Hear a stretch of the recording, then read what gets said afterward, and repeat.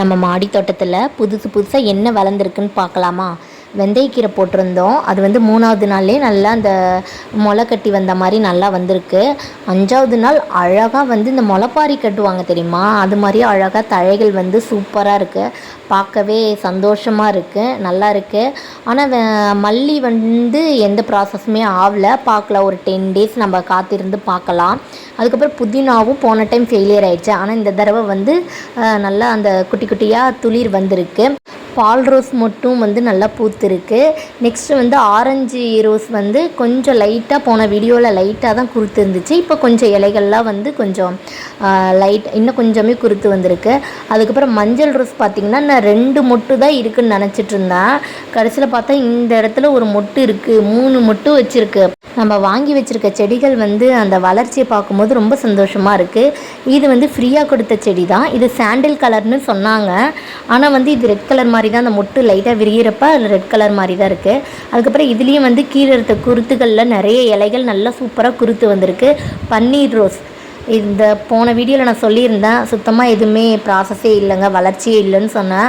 நீ எப்படி என்னை பார்த்து அப்படி சொல்லலாம்? இப்போ பாரு, நான் குருத்து வந்து காட்டுறேனா இல்லையான்னு பாருன்னு சொல்லி 2-3 இடத்துல சூப்பராக குருத்து வந்திருக்கு. புது தளிர்கள்லாம் வந்திருக்கு. அதுக்கப்புறம் ரெட் ரோஸ்லேயும் வந்து 2 மொட்டுக்கள் இருக்குது. இங்கே மேலே ஒன்று இருக்குது, சைடில் ஒன்று இருக்குது. சூப்பராக அதோட வளர்ச்சி செம்மையாக இருக்குது. தக்காளி செடியிலே வந்து நிறைய பூக்கள் இருக்குது. அந்த பூக்கள் வந்து இனிமேல் வந்து காயாக மாறி கனியாக மாறும். அதில் எத்தனை பூக்கள் வந்து காயாக மாறுதுன்னு தெரியல. ஏற்கனவே இருக்கிறது குட்டியாகவே தான் இருக்குது, வளர்ச்சி இல்லை. நெக்ஸ்ட் வந்து சாம்பார் கீரை வந்து குட்டி போட்டிருக்குங்க. குட்டி குட்டியாக பாருங்கள், உள்ளே இருக்குது, குட்டி போட்டிருக்கு. முடக்கத்தான் தவை எப்பயுமே மாறி அதோட வளர்ச்சி எப்பயுமே நல்லா தான் இருக்குது.